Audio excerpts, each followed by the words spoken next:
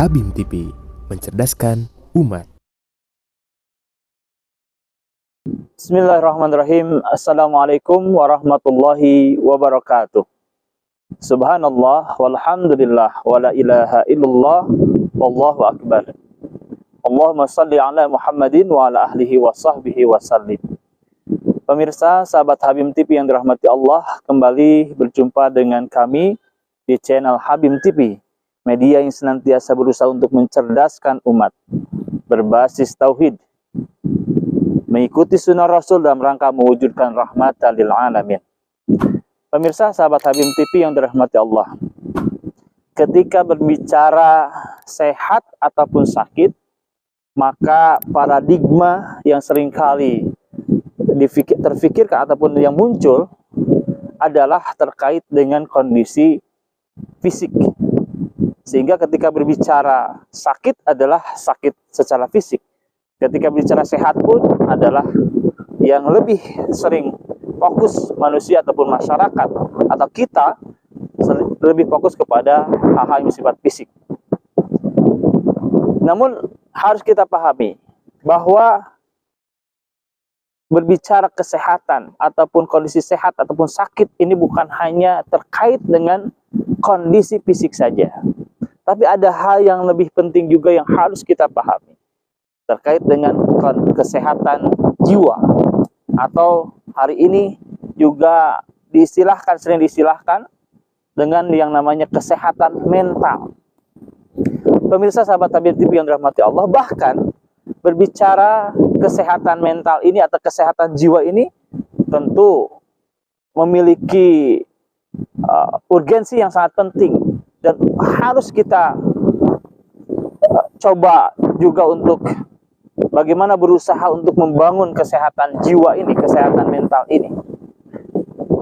Karena seringkali orang ketika memahami kesehatan ini hanya sebatas fisik saja, maka fokus pemeliharaan kesehatan ataupun bagaimana upaya-upaya yang dilakukan untuk menghadirkan kesehatan ini hanya fokus terhadap bagaimana mengusahakan supaya sehatnya fisik, jasadiahnya.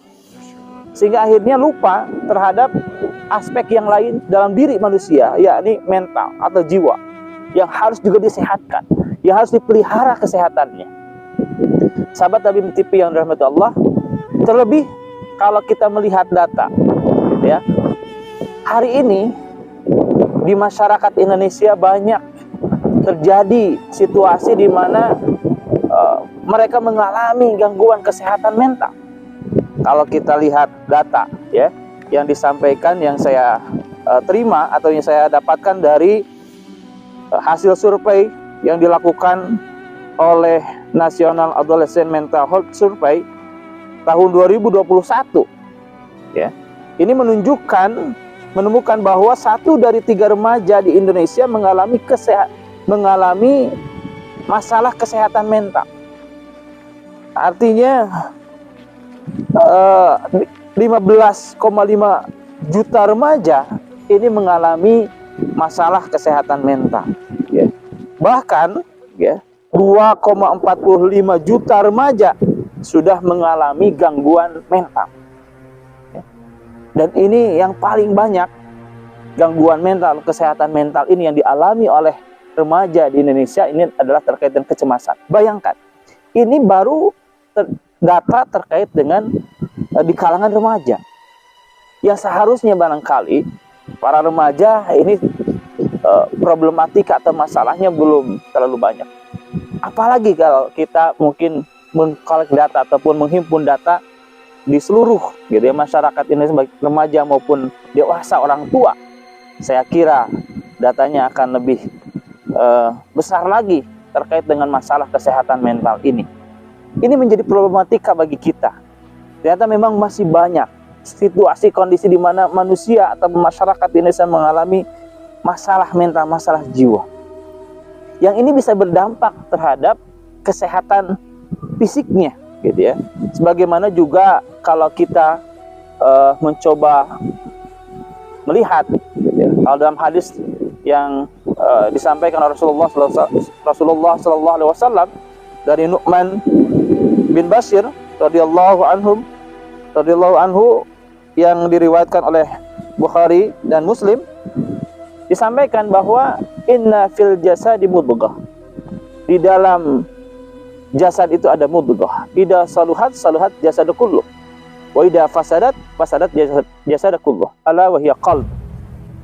Ingat, di dalam jasad manusia ada segumpal daging. Ketika beres, ketika sehat segumpal daging ini, maka akan beres juga seluruh jasadnya.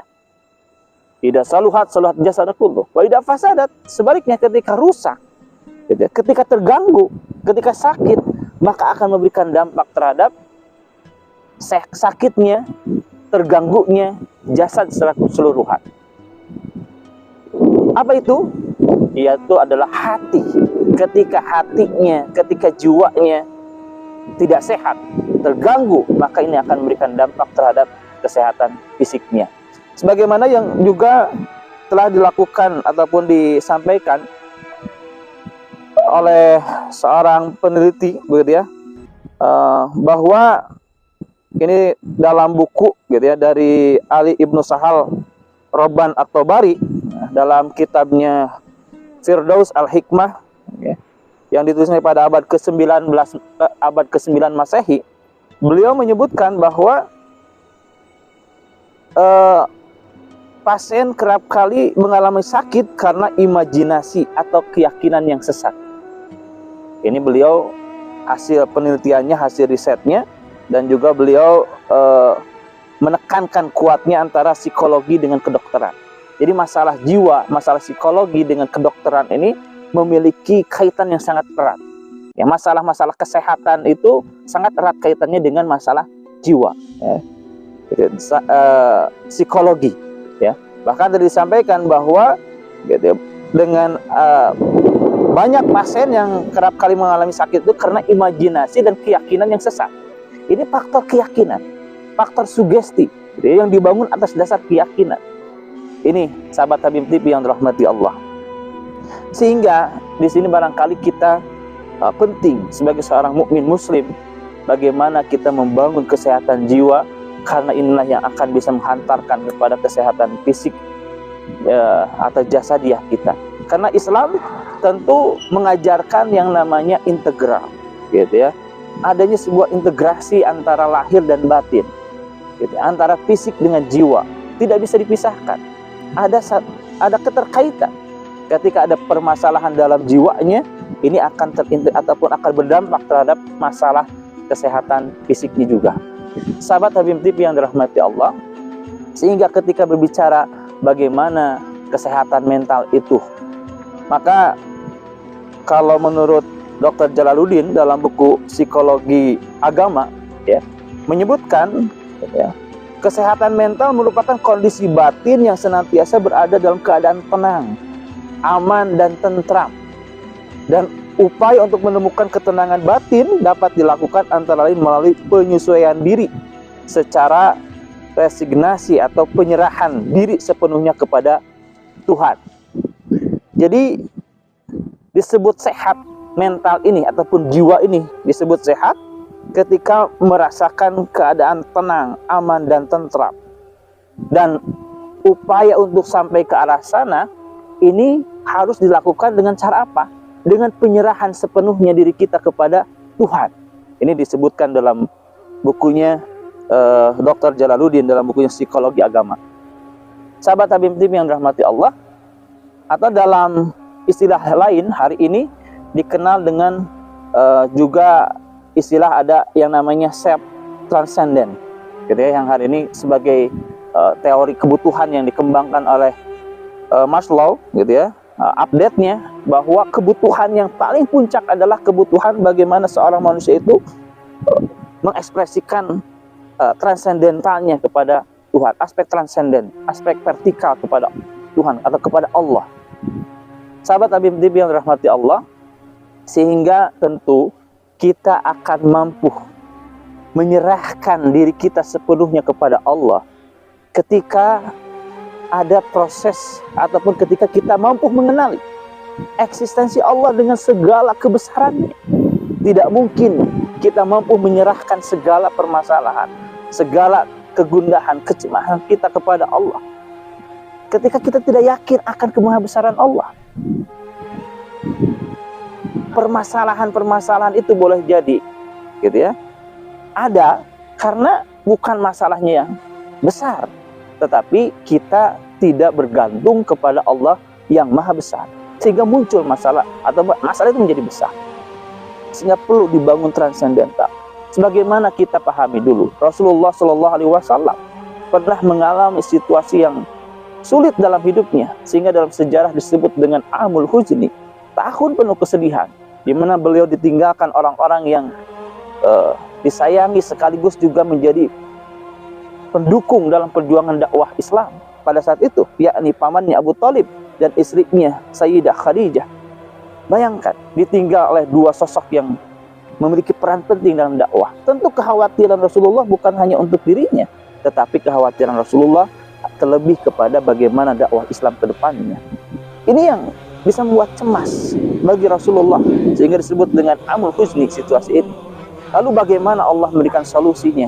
Yaitu dengan adanya proses yang bersifat transendental, dengan proses Isra Mi'raj. Jadi sehingga dengan Isra Mi'raj ini, dengan perjalanan Isra Mi'raj ini, Allah memperlihatkan tanda-tanda kebesaran Allah, memperlihatkan ayat-ayatnya kepada Nabi Muhammad SAW, sehingga akhirnya ketika mampu melihat tanda-tanda kebesaran Allah, sehingga masalah yang dihadapi selama ini akhirnya menjadi kecil, tidak ada apa-apanya, sangat kecil. Bumi dan segala isinya kecil, dengan berbagai problematika dinamikanya akhirnya menjadi kecil ketika melihat kebesaran Allah, kemahabesaran Allah. Sehingga cara kita untuk memampu, gitu ya, terhindar dari permasalahan kesehatan mental, kecemasan itu adalah dengan membangun transendental kita kepada Allah. Dan kita akan mampu membangun transendental kita kepada Allah ketika kita mampu mengenal atau ma'rifah, mampu mengenali kemahabesaran Allah. Sehingga apa yang harus kita lakukan untuk membangun kesehatan mental ini adalah dengan berusaha untuk mengenal Allah atau berzikir kepada Allah. Dan proses zikir kepada Allah ini akan terjadi ketika kita mengenal kemahabesaran Allah. Sebagaimana dalam surat Ali Imran ayat 190 sampai 191 Allah gambarkan, inna fi khalqis samawati wal ard wa ikhtilafil laili wan nahar la ayatin liulil albab alladzina yazkurunallaha qiyaman wa qu'udan wa 'ala junubihim wa yatafakkaruna fi khalqis samawati wal ard rabbana ma khalaqta hadza batila subhanaka faqina adzabannar. Ketika seseorang mampu melihat kemahabesaran Allah lewat ayat-ayatnya, lewat pergantian siang dan malam, lewat terhamparnya alam semesta ini, sanurihim ayatina fil afaq, termasuk kebesaran-kebesaran Allah yang ada dalam diri kita, maka inilah proses inilah yang akan menghantarkan kita berzikir kepada Allah, mampu mengingat Allah, senantiasa terhubung dengan Allah, terhubung dengan kekuasaan-kekuasaan Allah, teringat terhadap kebesaran Allah, kekuatan Allah. Yazkurunallaha qiyaman wa qu'udan, dalam setiap kondisi, baik dalam berdiri, duduk, berbaring, dalam kondisi apapun, dalam kondisi senang, dalam kondisi sulit, bahkan kondisi terpuruk, senantiasa mengingat kepada Allah. Sehingga sahabat Habib TV yang dirahmati Allah, inilah yang harus kita lakukan, memproses ma'rifah, mengenal kebesaran-kebesaran Allah, sehingga akan terbangun sikap transenden kita, yang kemudian ketika kita sudah mengenal kebesaran Allah ini akan terwujud atau harus kita wujudkan dengan proses taqarrub kita kepada Allah, mendekatkan diri kita kepada Allah, salah satunya dengan ibadah salat. Bagaimana tadi Isra Mi'raj, salah satu buah dari Isra Mi'raj adalah salat, dan dengan salat inilah yang akan mampu menjadi tempat bagi kita untuk membangun aspek transenden kita kepada Allah. Wasta'inu bis sabri was shalah wa innaha lakabiratun illa 'alal khashiin. Mintalah pertolongan kepada Allah dengan sabar dan salat, gitu ya. Sehingga salat ini menjadi aspek transenden bagi kita untuk menghantarkan kita kepada solusi-solusi dari berbagai permasalahan kehidupan yang kita hadapi, yang bisa saja ini akan menghantarkan kepada tadi terganggunya mental kita, terganggunya kesehatan jiwa kita. adanya kecemasan. Sehingga kalau Allah sampaikan dalam surat Al-Ma'arij juga, innal insana khuliqa halu'a illal musallin. Yang dijamin oleh Allah tidak akan tertimpa dengan sifat keluh kesah gitu ya, adalah yakni orang-orang yang senantiasa sholat. Mudah-mudahan kita semua bisa memproses ma'rifah, mengenal kemahabesaran Allah, dan akhirnya kita mengaktualisasikan pengenalan itu lewat proses ibadah kita, yakni salah satunya dengan melaksanakan ibadah sholat. Bagaimana pepatah menyampaikan, perbaikilah sholatmu, maka Allah akan memperbaiki segala urusanmu. Sahabat Habib TV yang rahmati Allah, mudah-mudahan apa yang disampaikan ini bermanfaat bagi kita, dan mudah-mudahan kajian-kajian di Habib TV ini menjadi sarana wasilah bagi kita untuk senantiasa mengenal Allah, mengenal kemahabesaran Allah, dan mudah-mudahan kita terbebas dari gangguan-gangguan kesehatan jiwa, kesehatan mental, sehingga kita disehatkan oleh Allah, sehat jiwanya, sehat lahirnya, sehat batinnya. Amin ya Allah ya Rabbal Alamin. Aku lupa lihat, astagfirullah li wa lakum. Assalamualaikum warahmatullahi wabarakatuh. Habib TV, mencerdaskan umat.